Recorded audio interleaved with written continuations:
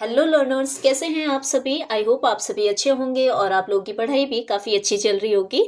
जैसा कि अभी स्टार्टिंग फेज है आप लोगों का बी फार्म में, तो आपको थोड़ी चीज़ें टफ लग रही होंगी। ओके तो उसके अकॉर्डिंग मैं जितना हो पॉसिबल हो रहा है मैं चीज़ों को बहुत इजी तरीके से आपके लिए लेके आ रही हूँ, और हैंड रिटन नोट्स इस तरीके से मैं बना रही हूँ जिस तरीके से मैं खुद पढ़ती थी। ओके तो आपके लिए ये लेक्चर्स बहुत ही वैल्यूबल और इम्पॉर्टेंट होने वाले हैं, और अपने सेमेस्टर मार्क्स में आप बहुत ही अच्छा स्कोर कर सकते हैं अगर आप मेरे ही इन नोट्स को फॉलो करके भी अच्छे से पढ़ाई करें, नोट डाउन करें। ठीक है, ये नोट्स भी फ्रीली अवेलेबल करवाऊंगी मैं प्रॉपर पीडीएफ फॉर्म में, लेकिन उसके लिए आप लोगों का सपोर्ट चाहिए होगा। ठीक है, क्योंकि आपको पता है आज के टाइम पर अगर ऑनलाइन कोई टीचिंग कर रहा है बच्चे, तो support is the main thing. Okay, अगर आप लोग मुझे सपोर्ट नहीं करेंगे, सिर्फ आपको क्या करना है, आपको चीज़ें शेयर करनी है ज़्यादा से ज़्यादा बच्चों तक। ठीक है, और जितना ज़्यादा आप लोग जिस तरीके से भी सपोर्ट करेंगे बच्चे, उतना ही मेरा जो आप देखोगे आउटकम जो मिलेगा आपको बहुत ही अच्छा मिलेगा। क्यों? क्योंकि एक मोटिवेशन आता है जब हमें कोई सपोर्ट करता है, हम कुछ अच्छा कर रहे हैं और हमें पॉजिटिव फीडबैक आ रहा होता है ना, तो वहाँ पर फिर हम क्या कर पाते हैं और अच्छी परफॉर्मेंस दे पाते हैं। और आप लोग भी अच्छी परफॉर्मेंस दोगे अगर आप मेरे ही इन लेक्चर्स को फॉलो करते हो बच्चे, अच्छे से पढ़ाई करते हो, समझते हो चीज़ों को कॉन्सेप्चुअल तरीके से। मैं यहाँ पर नोट लेके आ रही हूँ, ठीक है, आप लोगों को एक्सप्लेन कर रही हूँ, तो बच्चे उसी के अकॉर्डिंग आप प्रिपरेशन अपनी जारी रखें। तो अभी आज कंटिन्यू करते हैं। जैसा कि एनालिटिकल केमिस्ट्री हमने स्टार्ट करी थी, इसमें यूनिट 1 हमने स्टार्ट कर दिया था। ओके, जिसमें कि हम अब बात करने वाले हैं नेक्स्ट टॉपिक एरर। ओके, तो एनालिसिस में जैसा कि हम क्या करते हैं, क्वालिटेटिव एनालिसिस करते हैं, ओके, क्वांटिटेटिव एनालिसिस करते हैं। तो बच्चे ड्यूरिंग द एनालिसिस टेस्टिंग क्या होता है, कुछ एरर्स, कुछ गलतियां होने के चांसेस होते हैं। अब मैंने पहले भी आप लोगों को बताया था, दो टर्म होते हैं, एक्यूरेसी और प्रिसीजन। ओके, एक्यूरेसी का मतलब होता है कि हमारा रिजल्ट हमारे ट्रू वैल्यू यानी रियल वैल्यू के स्टैंडर्ड वैल्यू कितना क्लोज आ रहा है। ठीक है, तो वो तो हमारा हो गया बच्चे एक्यूरेसी। प्रिसीजन है कि मतलब हमारा जो रिजल्ट आ रहा है वो रियल वैल्यू के क्लोज तो नहीं है, लेकिन अगेन अगेन हम जितनी बार भी परफॉर्म कर रहे हैं, टेस्ट को एनालिसिस कर रहे हैं, जितनी बार भी कर रहे हैं, हमारा रिजल्ट अराउंड है एक दूसरे के। ओके, तो मतलब वो हमारी वैल्यू क्या कहलाती है, प्रिसीजन कहलाती है। तो बच्चे अब हम बात करते हैं अगर एरर की। एरर का मतलब होता है कि जो हमने सोचा कि जो हमारे ट्रू वैल्यू है, यानी हम चाहते हैं कि हमारा जो आउटकम आना चाहिए वो इतना आना चाहिए, लेकिन एक्सपेक्टेशन से जो भी डिफरेंस आ रहा है कि हमने एक्सपेक्ट किया, जरूर आपको पता होगा बच्चे, जब भी हम कोई एक्सपेक्टेशन करते हैं कभी भी एकदम एग्जैक्ट हमारी एक्सपेक्टेशन फुलफिल नहीं होती है ना।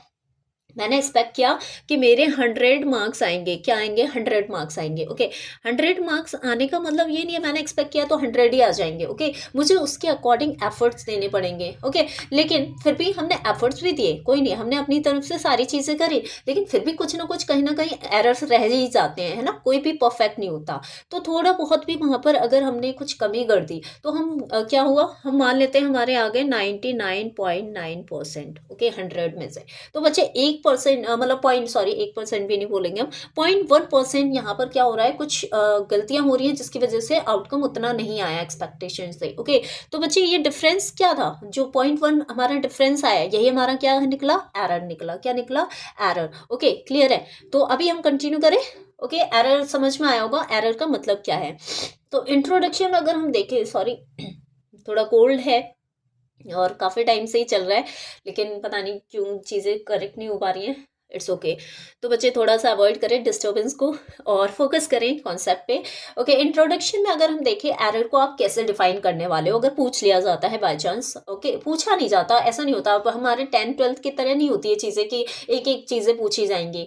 आपको सिंपल बोल दिया जाएगा एरर, टाइप्स ऑफ एरर लिखिए, ठीक है, सोर्सेस ऑफ एरर लिखिए। तो बच्चे आप क्या करेंगे, आपको स्टार्टिंग इस तरीके से करनी है। प्रॉपर मैं आंसर्स कैसे प्रेजेंट कर रहे हैं ना, उसी तरीके से आपके लिए नोट्स भी प्रिपेयर करके आ रही हूँ मैं। ओके, ठीक है, चलिए। तो एरर क्या है बच्चे, defined as the difference between the measured value और ऑब्जर्व वैल्यू। मतलब हमने जब टेस्टिंग करी तो वहां पर हमारे जो मेजर्ड वैल्यू है, मतलब जो हमने ऑब्जर्व किया, और जो हमारी ट्रू वैल्यू है, हमारी एक्सपेक्टेशन वैल्यू है, ओके, एक्सेप्टेड वैल्यू है जिसे हम एक्सेप्ट कर सकते हैं, ठीक है, उस वैल्यू में और मेजर्ड वैल्यू में क्या डिफरेंस आ रहा है, वो वैल्यू डिफरेंस जो होता है बच्चे, वही क्या कहलाता है, आपका आपका एरर कहलाता है। क्या कहलाता है, एरर कहलाता है। क्लियर है। ओके, आई होप इतनी चीज़ें समझ में आ रही होंगी, बहुत सिंपल लैंग्वेज में समझाया है मैंने। तो measure value minus true value अगर आप करते हैं तो आपको एरर वैल्यू मिलती है। क्लियर है? अब बात करते हैं टाइप्स। अब एरर्स की भी टाइप्स होते हैं, ठीक है? गलतियाँ कैसे हो सकती हैं, किस वे पर होती हैं। अब देखिए, एक एरर ऐसा होता है जो डिटर्मिनेट होता है। डिटर्मिनेट यानी कि आप बोल सकते हो जिसे हम डिटरमाइन कर सकते हैं, हम फाइंड आउट कर सकते हैं कि हाँ, इस स्टेप पर ये गलती हो सकती है। तो हम क्या कर रहे हैं, जब हमें ये पता है कि इस स्टेप पर ये गलती हो सकती है तो हम उसे कम भी कर सकते हैं, है ना? उसे कंट्रोल भी कर सकते हैं, ठीक है? तो जो डिटर्मिनेट एरर है आप उसे सिस्टमैटिक एरर भी बोलोगे। क्या? सिस्टमैटिक एरर बोलोगे, ओके? और नेक्स्ट है हमारा इनडिटर्मिनेट। इनडिटर्मिनेट यानी कहीं न कहीं ऐसा एरर जो हम आइडेंटिफ़ाई नहीं कर पा रहे हैं, हमें कंट्रोल ही नहीं कर पा रहे हैं, ठीक है? अब जब आइडेंटिफ़ाई नहीं होगा तो कंट्रोल कैसे होगा, है ना? ऑब्वियसली कंट्रोल तो हो नहीं पाएगा। तो इनडिटर्मिनेट हमें नहीं आइडिया है कि कहाँ से एरर हो सकता है, और कुछ और अभी एरर्स हैं जो हम नहीं आइडेंटिफाई कर रहे हैं। तो आइडेंटिफाई नहीं कर पा रहे तो मतलब हम उसे कंट्रोल भी नहीं कर पाएंगे, तो उस पे तो हम फोकस नहीं करेंगे, है ना? फोकस हमारा रहेगा इस पे, जिस पे हम क्या कर सकते हैं, ऐसे एरर जिसे हम डिटरमाइन कर सकते हैं, एक्सपेक्ट कर सकते हैं कि हाँ, यहाँ से ये प्रॉब्लम आ सकती है, ठीक है? तो हम उस पर फोकस रहेंगे कि हाँ, हमें यहाँ पर फोकसफुली वर्क करना है इस पॉइंट पर, और इसे कैसे कंट्रोल करना है। ये सारी चीजें हमारी फोकस पॉइंट रहने वाली है। क्लियर है? चलिए, तो डिटर्मिनेट एरर क्या है? They have a definite cause. इनके क्या है? डेफिनिट कॉजेस होते हैं, ओके? यूनिडायरेक्शनल होती हैं। यूनिडायरेक्शनल ऑलवेज टू हाई और टू लो। मतलब जो डिटर्मिनेट एरर है, हो सकता है बहुत ज़्यादा भी आ जाए और हो सकता है एरर बहुत ही कम भी हो, ठीक है? डिपेंड करता है सिचुएशन पे, ओके? नेक्स्ट है हमारा रिप्रोड्यूसिबल। ये क्या होते हैं? रिप्रोड्यूसिबल होते हैं, मतलब अगेन एंड अगेन क्या हो सकते हैं बच्चे, आ सकते हैं हमारे ड्यूरिंग द एनालिसिस में। ये एरर्स हमेशा रिप्रोड्यूसिबल होते हैं। क्लियर है? मतलब कि जैसे कि अगर एक बार हमने एक स्टेप पे गलती कर दी तो नेक्स्ट स्टेप में भी गलती होगी होगी, मतलब रिजल्ट क्या होता जाएगा, और ज़्यादा हाई वैल्यू, बहुत चेंज आती जाएगी, ठीक है, वैल्यू में। क्लियर है? नेक्स्ट है आपका correction can be done. Obviously जब हम इसे डिटरमाइन कर सकते हैं, एक्सपेक्ट कर सकते हैं, इसका कॉज फाइंड आउट कर सकते हैं, तो हम इसे क्या कर सकते हैं, करेक्ट भी कर सकते हैं। Can be measured, can be eliminated. अब जब आप इसे करेक्ट करेंगे, कैसे करेंगे, क्योंकि आप मेजर कर पा रहे हैं, ठीक है? फिर हम उसे एलिमिनेट भी कर सकते हैं। उस एरर को हम इंटेंशनली क्या कर सकते हैं, कंट्रोल करके साइड कर सकते हैं। हम चाहें तो इस एरर को ना होने दें, ठीक है, अगर हमें नॉलेज है तो। लेकिन अगर हमें नॉलेज ही नहीं है तो हम क्या कर पाएंगे इसमें, है ना? ठीक है? Affect the accuracy. अब ये क्या करते हैं, एक्यूरेसी को अफेक्ट करते हैं। ऑब्वियसली ट्रू वैल्यू से हमारी मेजर वैल्यू बहुत ज़्यादा डिफर करने लगती है। क्लियर है? नेक्स्ट है आपका इनडिटर्मिनेट एरर। अगर आप बात करते हैं इनडिटर्मिनेट एरर की, तो ये क्या है, अनप्रेडिक्टेबल होते हैं, मतलब हम इन्हें आइडेंटिफाई नहीं कर पाते। रूट कॉज क्या है हमें नहीं पता, रैंडम होते हैं ये, okay? Arise from the many small controllable variables that fluctuate. मतलब कि कुछ अनकंट्रोल वेरिएबल की वजह से क्या होता है, यहाँ पर रिजल्ट में फ्लक्चुएशन देखने को मिलता है जो कि रैंडम होता है। We don't know, we don't have any idea about what type of error is occurring, okay? ठीक है? Can not be eliminated as we know. जब हमें कॉज ही नहीं पता तो हम उसे एलिमिनेट कैसे करेंगे, कैसे उसे कंट्रोल कर सकते हैं, okay? Impact can be minimize. लेकिन हाँ, इनके भी इम्पैक्ट को हम क्या कर सकते हैं, थोड़ा बहुत मिनिमाइज, कम कर सकते हैं। और ये अफेक्ट करता है हमारे प्रिसीजन को। कैसे? प्रिसीजन कैसे अफेक्ट होगा? हर बार रैंडम एरर की वजह से हर बार मतलब कोई अलग एनालिस्ट है, ठीक है, अलग इंस्ट्रूमेंट यूज़ कर रहा है, तो बच्चे हर बार ये रैंडम एरर अलग अलग पर्सन से अलग अलग तरीके से होंगे। तो बच्चे ये क्या है, इसमें प्रिसीजन में डिफरेंस देखने को मिलेगा। मतलब जो वैल्यू है वो बहुत अलग अलग आएगी, है ना? लोकेशन के अकॉर्डिंग, आपके इंस्ट्रूमेंट के अकॉर्डिंग, आपके डिफरेंट एनालिस्ट पर्सनल के अकॉर्डिंग वैल्यू डिफर कर जाएगी। तो ये हम क्या कर सकते हैं, कंट्रोल नहीं कर सकते, ओके? इनडिटर्मिनेट है। नेक्स्ट टॉपिक है इसमें सोर्सेस ऑफ डिटर्मिनेट एरर। क्या सोर्सेस हो सकते हैं डिटर्मिनेट एरर के, अगर हम बात करते हैं तो, ठीक है? अब भाई डिटर्मिनेट ऐसे एरर जो हमें पता है कि हाँ, यहाँ से इस पॉइंट पे एरर हो सकता है, तो मतलब इनके क्या सोर्सेस हैं ये भी तो हमें पता होने चाहिए।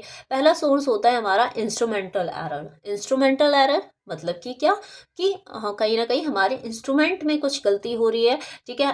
इंस्ट्रूमेंट प्रॉपर क्या नहीं है, कैलिब्रेटेड नहीं है, मतलब कि आप बोल सकते हो फॉल्टी, अनकैलिब्रेटेड और डैमेज इंस्ट्रूमेंट्स एंड apparatus। मतलब जो हम इंस्ट्रूमेंट apparatus यूज़ कर रहे हैं ड्यूरिंग द एनालिसिस, उनमें क्या मतलब फॉल्ट हैं, क्या वो अनकैलिब्रेटेड हैं, मतलब वो स्टैंडर्ड क्वालिटी के हैं या नहीं है, वो सारी चीज़ें क्या करती हैं, अफेक्ट करती है हमारे फाइनल रिजल्ट को। ओके, तो इस तरीके से इंस्ट्रूमेंटल एरर क्या करते हैं, आपके सोर्स होते हैं डिटर्मिनेट एरर के। गलतियां होने के चांसेस यहाँ पर हो सकती है अगर हमने ये चीज़ें एश्योर नहीं करी। ये सारी चीज़ें हमें इंश्योर करनी है कि ये ठीक रहें, मतलब फॉल्टी इंस्ट्रूमेंट नहीं होने चाहिए, स्टैंडर्ड क्वालिटी के होने चाहिए, कैलिब्रेटेड होने चाहिए। ओके, क्लियर है। कैलिब्रेटेड का मतलब मैं सिंपल एग्जांपल दूं, जैसे कि हमें पता है एक 100 ml का वॉल्यूमेट्रिक फ्लास्क है। ओके, तो वो 100 ml का है या नहीं, वो हमें क्या करना होगा, उसे पहले मेजर करके उसकी वैल्यू देखनी पड़ेगी कि एग्जैक्टली जो वहाँ पर मार्किंग की गई है हमारे फ्लास्क पे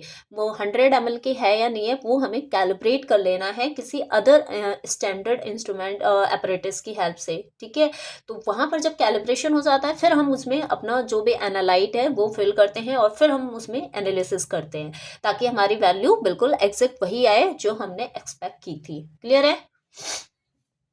ओके, बहुत ज़्यादा जुकाम हो रहा है, पता नहीं दिखते हैं, लेकिन ऐसा कहते हैं ना, जब कंसिस्टेंसी होती है ना तभी हमें कुछ आउटपुट मिलता है। तो बच्चे उस कंसिस्टेंसी को मेंटेन करने के लिए थोड़ा खुद को ही सफ़र करना पड़ रहा है, कोई नहीं, बट आप लोगों को भी ऐसे ही सफ़र करना पड़ेगा। अभी तो स्टार्टिंग है ना, तो धीरे धीरे आप जैसे जैसे सेमेस्टर में आगे बढ़ेंगे तो जो पढ़ने वाले बच्चे होते हैं ना तो वो सच में बहुत हेडेक लेके चलते हैं कि कैसे कैसे करेंगे हम, कैसे मार्क्स अच्छे गेन करें, क्या करें। तो उनके लिए ये चीज़ें हैं, बट हाँ जो बच्चे बिल्कुल ऐसा होते हैं कि बस पास होना है, उनके लिए कोई प्रॉब्लम नहीं है, वो तो ऐसी पता नहीं कैसे हैंडल कर लेते, मुझे भी नहीं पता। लेकिन पढ़ने वालों को थोड़ी सी प्रॉब्लम होती है, तो वो हर एक चीज़ के पीछे रीज़न जानना चाहते हैं, क्यों ऐसा है, कैसे करेंगे, है ना। चलिए, अभी बात करते हैं एग्जाम्पल्स की। एग्जाम्पल में आप देखो क्या लिखोगे, यूजिंग एन अनकैलिब्रेटेड बैलेंस और a cracked volumetric flask affect your final result. यानी कि अगर आप अनकैलिब्रेटेड बैलेंस यूज़ करते हैं या वॉल्यूमेट्रिक फ्लास्क क्रैक्ड है, कुछ उसमें फॉल्ट है, ठीक है, तो इस तरह के इंस्ट्रूमेंट अगर आप यूज़ करेंगे बच्चे तो ऑब्वियसली आपके रिजल्ट में एरर्स आएंगे ही आएंगे। ठीक है, उसे आप कंट्रोल तभी कर पाओगे जब आप क्या करोगे, कैलिब्रेटेड बैलेंस लोगे, वॉल्यूमेट्रिक फ्लास्क प्रॉपर कैलिब्रेटेड होना चाहिए, नॉन फ्रैक्चर्ड और क्रैक्ड होना चाहिए। क्लियर है। ओके, चलिए नेक्स्ट है आपका, ओके थोड़ी, नेक्स्ट है आपका पर्सनल एरर। पर्सनल एरर में क्या है, अराइज फ्रॉम द एनालिस्ट, मतलब पर्सनल एरर का मतलब जब हम एज अ एनालिस्ट हम क्या कर रहे हैं, वहाँ पर वर्क कर रहे हैं, हम स्टैंडर्ड को क्या कर रहे हैं, आइडेंटिफाई कर रहे हैं, उसकी क्वालिटी को आइडेंटिफाई कर रहे हैं, क्वांटिटी आइडेंटिफाई कर रहे हैं। तो वहाँ पे पर्सनल एरर आने के चांसेस क्या है, मतलब हम पर्सनली कुछ गलतियाँ कर रहे हैं, जैसे कि arise from the analyst limitations. जो एनालिस्ट है क्या वो प्रॉपर नॉलेजेबल है या नहीं है, ठीक है, प्रॉपर चीज़ों को वर्क कर रहा है नहीं, मतलब रूल्स स्टैंडर्ड को फॉलो करके एनालिसिस कर रहा है नहीं कर रहा है ना, तो वो अफेक्ट करता है कि रिजल्ट हमारा कैसा आएगा। ओके, बायसनेस हो सकती है वहाँ पर, पुअर टेक्निक हम यूज़ कर रहे हैं, है ना, तो पर्सनल एरर इस तरह की हो सकती है। एग्जाम्पल में पैरालैक्स, आप इसे बोलेंगे parallax error when reading a burette not reading at eye level. मतलब कि क्या होता है, जैसे कि हम ब्यूरेट लेते हैं, ब्यूरेट में जो रीडिंग करनी होती है ना हमें, आपको ऊपर से नहीं करनी होती है, हम क्या करते हैं ब्यूरेट को ऐसे ऊपर की तरफ लेके जाते हैं और मतलब हम सिंपल अपने आईज के इक्वल में रख के हम क्या करते हैं, मेजर करते हैं ब्यूरेट में कितना वॉल्यूम है, जबकि ऐसा नहीं करना होता। हमेशा हमें जो ब्यूरेट में रीडिंग लेनी होती है वो हमेशा हमें अपने आईज को क्या करना होता है, नीचे रखना होता है, नीचे से देखना होता है कि मिनिस्कस एक होता है ब्यूरेट, यहाँ पर करते हैं, ठीक है, ये जो ब्यूरेट होती है ना बच्चे, यहाँ पर अगर हमारा क्या है, वॉल्यूम यहाँ पर कहीं है, तो हमें यहाँ से व्यू करना होता है नीचे की तरफ से कि हमारा ये वाला जो मिनिस्कस है, लोअर मिनिस्कस है, उसका वैल्यू क्या है। अगर हम बात कर रहे हैं अपर मिनिस्कस आ रहा है ऐसे, तो ये हम नीचे से जब व्यू करते हैं ना, यहाँ से व्यू करेंगे बच्चे, ठीक है, तो हमें पता लगेगी लोअर मिनिस्कस अपर मिनिस्कस, ठीक है, इसकी वैल्यू हमें फाइंड आउट करनी होगी। क्लियर है। हमें कभी भी ऐसे यहाँ से नहीं देखना होता, ऊपर से, ऊपर से मतलब डायरेक्ट हमें बीकर में नहीं, सॉरी प्यूरेट में नहीं झांकना होता है, हमें नीचे से व्यू देखना होता है कि लोअर मेनिस्कस है, अपर मेनिस्कस है, फिर हमें देखने होते हैं कहाँ पर आ रही है वैल्यू। ठीक है, तो ये हो गया हमारा पर्सनल एरर। नेक्स्ट है हमारा रीएजेंट एरर। रीएजेंट एरर यानी कि हम रीएजेंट किस तरह का यूज़ कर रहे हैं, जैसे कि due to the impurities present in the reagent और the solvent use। जो भी reagent केमिकल हम solvent यूज़ कर रहे हैं, लिक्विड यूज़ कर रहे हैं, वो उसमें कोई impurity तो नहीं है। अगर वहाँ पर impurities हैं तो बच्चे फिर हमारा रिजल्ट हम कितना भी यहाँ पर फोकस कर ले, इंस्ट्रूमेंटल एरर को मिनिमाइज कर ले, पर्सनल एरर को मिनिमाइज कर ले, फिर हमारा रिएजेंट वाला मैटर आ जाता है। रिएजेंट में ही impurities प्रेजेंट तो रिजल्ट तो गया हमारा, है ना। तो इस तरीके से रिएजेंट भी हमारा कैसा होना चाहिए, प्रॉपर क्या होना चाहिए, वो प्योर होना चाहिए। यूजिंग अ रिएजेंट एग्जाम्पल में जैसे कि हम कई बार क्या करते हैं, using a reagent bottle contaminated by the residual water और इम्प्योरिटीज, मतलब उसमें कुछ बचा हुआ पानी रह गया, कुछ अदर इम्प्योरिटीज आ गई और वही बॉटल हमने रिएजेंट की यूज़ कर ली अपने फाइनल एनालिसिस के लिए। तो इस तरीके से भी गलती हो सकती है। क्लियर है ना। तो समझ में आई बात। इस तरीके से अगर गलतियां हो रही हैं, जब आप प्रैक्टिकली परफॉर्म करेंगे तो वहाँ पर आपको ये चीज़ें खुद ही नोटिस होंगी, आप खुद ही ये गलती करोगे, पढ़ने जानने के बाद भी आप इंस्ट्रूमेंटल एनालिसिस में प्रॉब्लम करोगे, मतलब आप पर्सनल एरर भी कर सकते हो, रिएजेंट एरर करोगे। क्योंकि हमें क्या होता है, हम सोचते हैं बस फाइनल ऐसी रिजल्ट आ जाए, क्या ही करना है, अगर गलत रिजल्ट आ भी रहा है तो क्या इशू है। लेकिन अभी तो हम जब बैचलर लेवल पर होते हैं तो हमें लगता है ये गलतियां अफेक्ट नहीं करेंगी, लेकिन जब हम प्रोफेशनली किसी जॉब फील्ड में जा रहे हैं, एनालिसिस डिपार्टमेंट में जा रहे हैं, हम मेडिसिन की क्वालिटी को अश्योर कर रहे हैं, उसकी क्वालिटी इंश्योर करनी है, तो कैसे करेंगे, जब हमें राइट टेक्निक पता होगी तभी हम उसकी क्वालिटी इंश्योर कर पाएंगे। ऐसा तो नहीं है वहाँ पर भी हम यही गलतियां कर देंगे कि अगर वैल्यू गलत आती है तो क्या ही इशू है, उससे फिर हमारी मेडिसिन की क्वालिटी ओवरऑल अफेक्ट होगी, और फिर मार्केट में आने के बाद वो मेडिसिन अगर उसमें कुछ प्रॉब्लम होती है तो कंपनी वालों को, जो मैन्युफैक्चरिंग इंडस्ट्रीज है, उन पे क्लेम कर दिया जाता है कि यहाँ पर चीज़ें प्रॉपर मेंटेन नहीं की जा रही है, क्वालिटी इंश्योर नहीं करी जा रही है। फिर क्या होता है, फाइनेंशियल लॉस होता है और बहुत सारी प्रॉब्लम्स हो सकती हैं। तो कहीं ना कहीं जो पर्सनल वहाँ पर वर्क कर रहा है ना, उसकी रिस्पॉन्सिबिलिटी है मेडिसिन की क्वालिटी अच्छी होनी चाहिए। क्लियर है। नेक्स्ट है मेथड एरर। मेथड एरर यानी कि आप एनालिसिस जिस भी मेथड से कर रहे हैं वो मेथड आपका कैसा होना चाहिए, स्टैंडर्ड होना चाहिए। क्या होना चाहिए, standard. Caused by a non ideal और फ्लॉड एनालिटिकल प्रोसीजर। वही मतलब आप प्रोसीजर जो फॉलो कर रहे हैं वो गलत है, सही है, वो कैसा आप यूज़ कर रहे हैं, मेथड आप जो यूज़ कर रहे हैं एनालिसिस के लिए वो कैसी होनी चाहिए, स्टैंडर्ड क्वालिटी की होनी चाहिए, है ना। मतलब उसके लिए आपके पास स्टैंडर्ड बुक होना चाहिए, स्टैंडर्ड प्रोसीजर रिटर्न होना चाहिए। आप कभी देखोगे बच्चे, जब एनालिस्ट डिपार्टमेंट में जाओगे, एनालिटिकल डिपार्टमेंट में, तो वहाँ पर आपके पास स्टैंडर्ड बुक मिलेंगी आपको, वो चीज़ें रीड करनी होंगी, समझनी होंगी, और उसी स्टैंडर्ड को फॉलो करते हुए ही हमें क्या करना होता है, एनालिसिस करना होता है। ठीक है।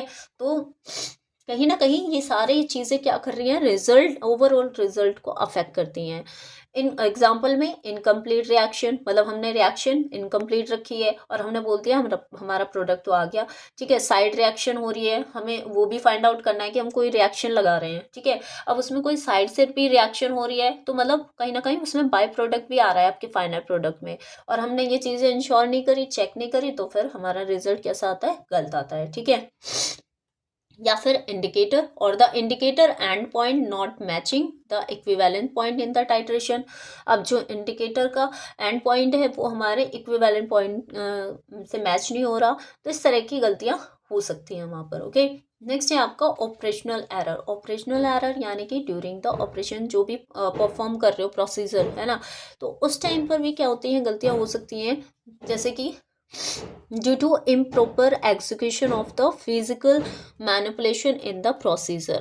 यानी कि आप अगर प्रॉपर वहाँ पर अगर कोई प्रोसीजर आपको लग रहा है कि यहाँ पर चेंज करना है, ठीक है, आप प्रोसीजर में चेंज कर रहे हैं, नो इशू, लेकिन वो स्टैंडर्ड तरीके से होना चाहिए। अगर आपने वहाँ पर इम्प्रॉपर एग्जीक्यूशन कर दिया, कोई मैनिपुलेशन किया लेकिन प्रॉपर नहीं किया, आपने मैनिपुलेशन भी गलत कर दिया, तो वहाँ पर भी आपके ऑपरेशनल एरर आ सकते हैं। एग्जाम्पल में improper washing of a precipitate, यानी कि आप जब प्रेसिपिटेट वॉश कर रहे हैं किसी बीकर या फिर किसी भी इंस्ट्रूमेंट अपरेटस से, तो क्या हो रहा है, वहाँ पर आप इम्प्रॉपर वॉशिंग कर रहे हैं और वो फिर आपके चला जाता है, नेक्स्ट कोई एनालिसिस कर रहा है, कोई रिएक्शन लगा रहा है, उसमें चला गया वो प्रोडक्ट और फिर रिजल्ट वहाँ पे रॉन्ग आता है। ठीक है।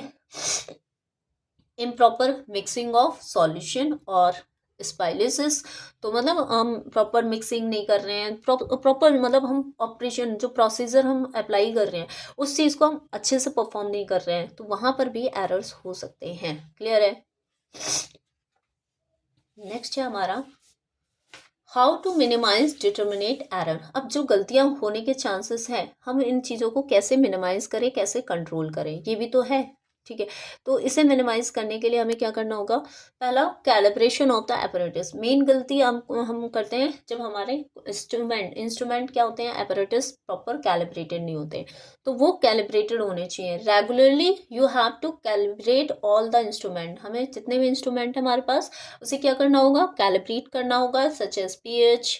ठीक है, पीएच मीटर है हमारे पास, पीएच मीटर से हम क्या मेजर कर रहे हैं, पीएच वैल्यू मेजर कर रहे हैं। अब जब मीटर ही खुद ही गलत रीडिंग देगा, तो अब जो सॉल्यूशन हम उसमें रखेंगे उसकी रीडिंग भी गलत आएगी। तो मतलब हमें पीएच मीटर पे पहले कैलिब्रेट कर लेना होता है कि वो सही रीडिंग दे रहा है नहीं दे रहा, ओके, एग्जैक्ट वैल्यू वो दे रहा है नहीं दे रहा।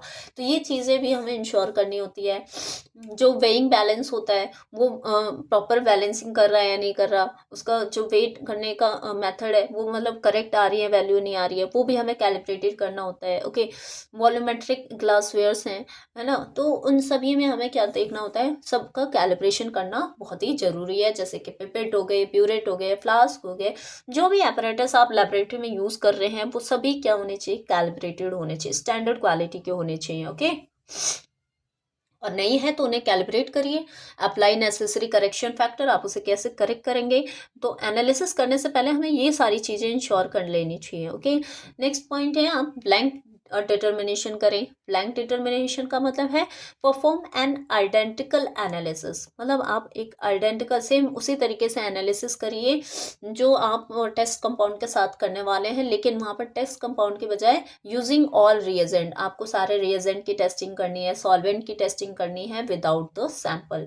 मतलब मेन जो एनालाइट है उसे अभी नहीं हम टेस्ट कर रहे हैं, अभी हम केवल जो रिएजेंट सॉल्वेंट यूज़ कर रहे हैं, पहले हम उसकी क्वालिटी तो चेक कर लें कि वो करेक्ट रिजल्ट दे रहे हैं नहीं दे रहे, है ना। अगर वो करेक्ट रहेंगे तो हमारा एनालाइट का जो भी है उसका रिजल्ट भी बिल्कुल करेक्ट आएगा। ठीक है, this corrects for errors introduce by the impurity. तो ये हम क्यों कर रहे हैं, ब्लैंक डिटर्मिनेशन या फिर ब्लैंक टाइट्रेशन भी होता है बच्चे, ये हम क्यों कर रहे हैं, ताकि जो हमारे सॉल्वेंट रिएजेंट की वजह से एरर आने के चांसेस है हम उसे क्या कर दें, मिनिमाइज कर दें। अगर उनमें कोई इम्प्योरिटीज होगी तो वो हमें खुद ही पता लग जाएंगी during the determination, blank determination. Clear है। नेक्स्ट है आपका कंट्रोल डिटर्मिनेशन। कंट्रोल डिटर्मिनेशन का मतलब है यहाँ पर आप क्या करेंगे, परफॉर्म अ पैरेलल, इसी के साथ साथ आप पैरेलल एनालिसिस करेंगे using a standard substance. Control का मतलब होता है एक ऐसा टेस्ट जो क्या कर रहा है, स्टैंडर्ड सब्सटेंस का है। मतलब वो हम अपने एनालाइट वैल्यू को कंपेयर करते हैं स्टैंडर्ड वैल्यू से, स्टैंडर्ड कंपाउंड से। ठीक है, एग्जांपल में जैसे कि मैं कोई पैरासीटामोल टैबलेट प्रिपेयर कर रही हूँ, ओके, उसकी क्वालिटी इंश्योर कर रही हूँ। अब मार्केट में ऑलरेडी हमारे पास फीसिम टैबलेट अवेलेबल है, तो हम क्या करेंगे, एक स्टैंडर्ड जो marketed drug already standard market में है, तो मतलब कहीं ना कहीं स्टैंडर्ड तो होगी ही होगी, तो वो हम उससे कंपेयर करेंगे अपने एनालाइट वाले को कि दोनों में कितना चेंज आ रहा है, कितना डिफरेंस आ रहा है। तो उससे हम कंपेयर करके भी क्या करते हैं, अपने जो भी एरर्स हैं उन्हें मिनिमाइज कर सकते हैं। ठीक है, अब देखिए, perform a parallel analysis using a standard substance या फिर non concentration under the exact same condition. Same condition देंगे हम स्टैंडर्ड वाले को भी और एनालाइट वाले को। ठीक है, the difference in the standard known and the measured value use to correct the sample result. तो हम इन दोनों के बीच का डिफरेंस फाइंड आउट करके ये पता कर सकते हैं कि कहाँ पर एरर आने के चांसेस हैं। ठीक है, क्लियर है। सॉरी, लास्ट हमारा क्या है, रिफाइंड टेक्निक। रिफाइंड टेक्निक मतलब यहाँ पर आप क्या करें, strict adherence to the good laboratory practice. मतलब जीएलपी, मतलब एक हमारी गाइडलाइंस होती है कुछ, है ना, तो उन्हें अगर हम फॉलो करते हैं, स्टैंडर्ड गाइडलाइंस, उन्हें फॉलो करके अगर हम एनालिसिस करते हैं तो उससे हमारा एरर के चांसेस ऑलरेडी बहुत हद तक हम कम कर सकते हैं, मिनिमाइज कर सकते हैं। क्लियर है। और ऐसे ही हमारा होता है स्टैंडर्ड ऑपरेटिंग प्रोसीजर्स। ठीक है, कुछ ये भी गाइडलाइंस है, helps reduce the personal and operational error. ये पर्सनल और ऑपरेशनल एरर को तो एटलीस्ट मिनिमाइज कर ही देते हैं। क्लियर है। पर्सनल ऑपरेशनल एरर क्यों नहीं होगा? क्योंकि हम इस गाइडलाइन को फॉलो करते हुए चल रहे हैं। ऑपरेशनल एरर भी क्यों नहीं होगा? क्योंकि हम जितना बोला गया है हम उतना ही कर रहे हैं उसमें प्रोसीजर में। क्लियर है? समझ में आई बात? तो हमें अपना खुद का दिमाग नहीं लगाना, हमें जो चीज़ें बोली गई हैं केवल हम उसी को फॉलो अप कर रहे हैं। क्लियर है? समझ में आई बात? तो ये था हमारा आज के इस लेक्चर में। हमने जाना एरर्स क्या हैं, टाइप्स ऑफ एरर क्या हैं, सोर्सेस ऑफ एरर क्या है, कैसे आप इन एरर्स को मिनिमाइज कर सकते हैं, और ये आपके सेमेस्टर एग्जाम के लिए बहुत ही इंपॉर्टेंट टॉपिक है। क्लियर है? तो अच्छे से प्रेजेंट करें, अच्छे से समझें अपनी लैंग्वेज में और इसे अच्छे से इम्प्रूव करें। ठीक है? क्लियर है? तो अभी आज का सेशन इतना ही है हमारे पास। ओके, और नेक्स्ट लेक्चर में मिलते हैं नेक्स्ट टॉपिक के साथ। ठीक है? तो रेडी रहें उसके लिए। Okay, bye bye. और सपोर्ट करते रहें, आप लोगों का सपोर्ट बहुत ज़रूरी है चीज़ों को कंटिन्यू करने के लिए। Thank you so much.